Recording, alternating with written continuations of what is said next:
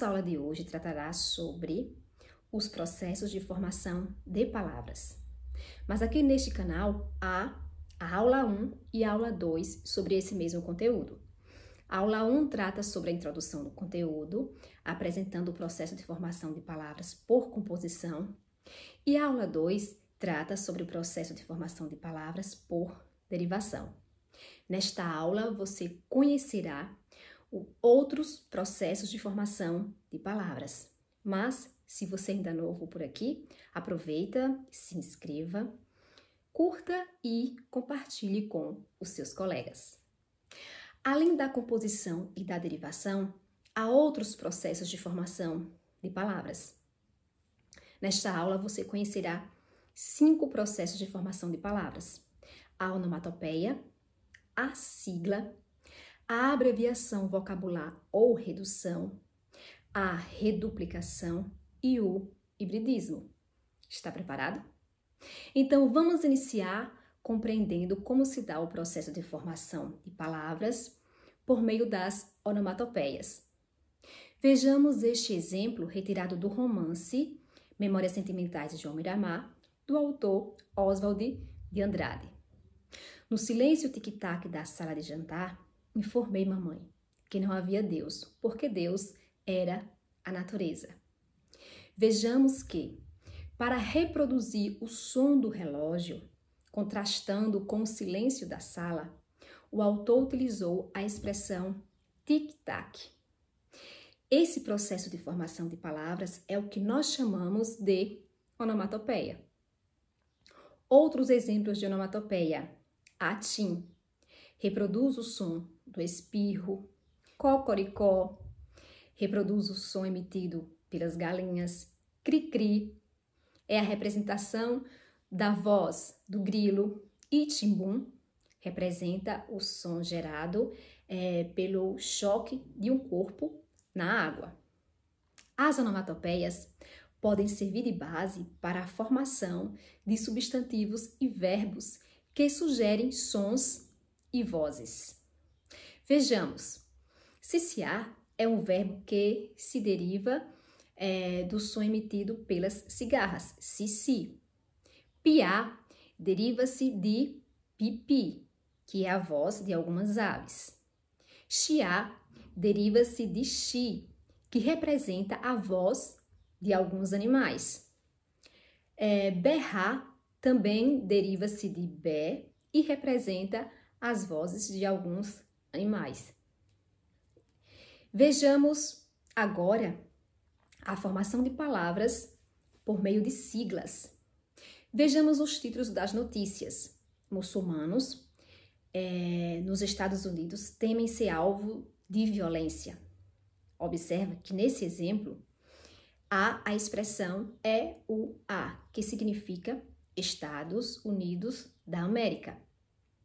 Um outro exemplo: o COI é uma organização não governamental com sede na Suíça que atua na organização e realização de Jogos Olímpicos. Neste exemplo, também foi utilizado uma sigla, COI, que significa Comitê Olímpico Internacional.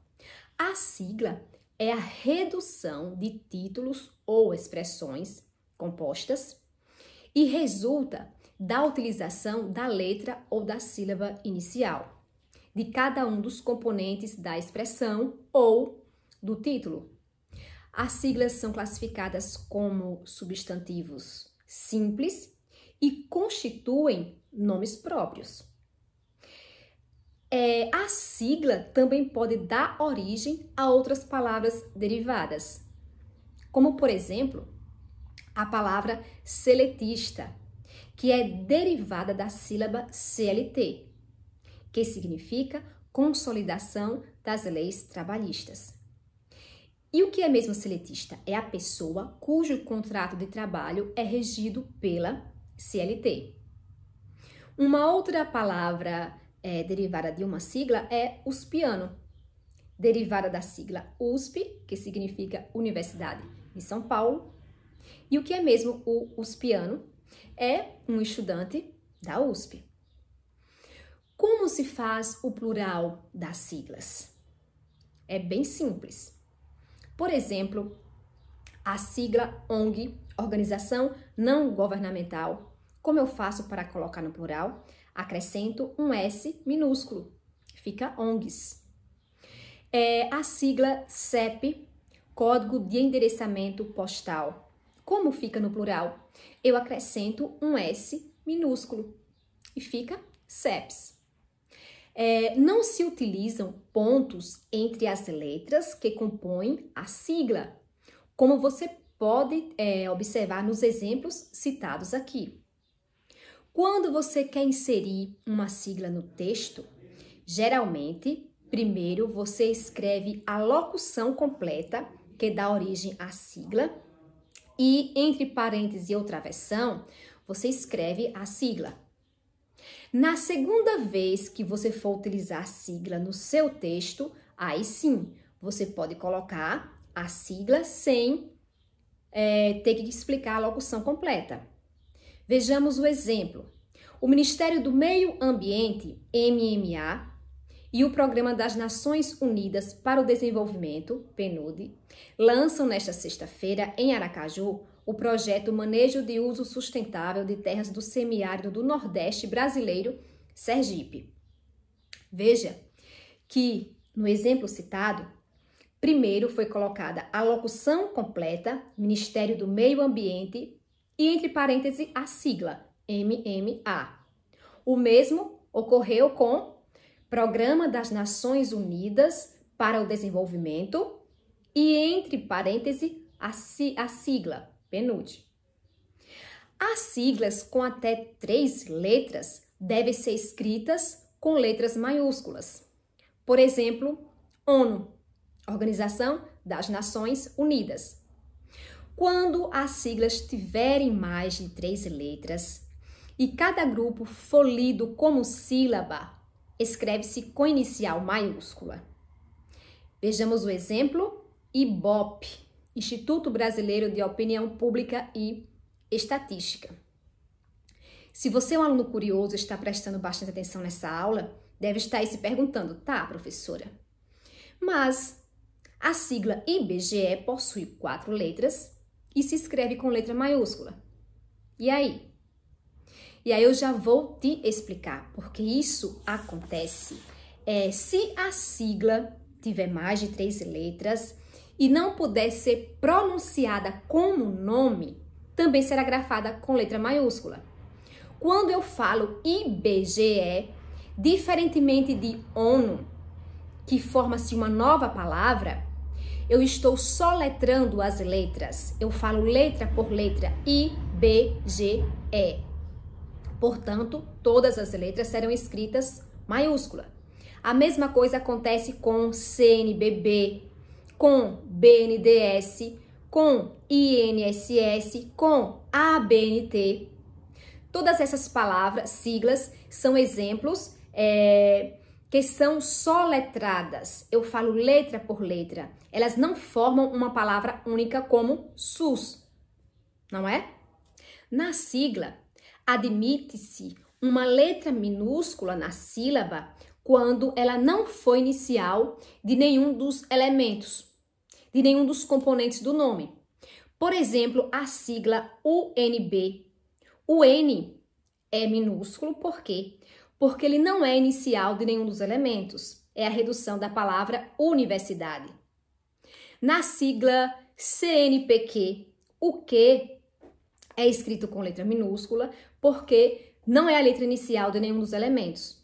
Ela faz parte da redução da palavra pesquisa, né? Que significa Conselho Nacional de Pesquisa, mas hoje foi substituído pelo Conselho Nacional de Desenvolvimento Científico e Tecnológico.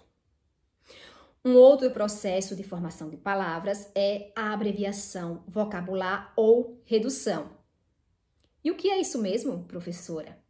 É a eliminação de uma parte da palavra, dando origem a um termo derivado sinônimo da primitiva.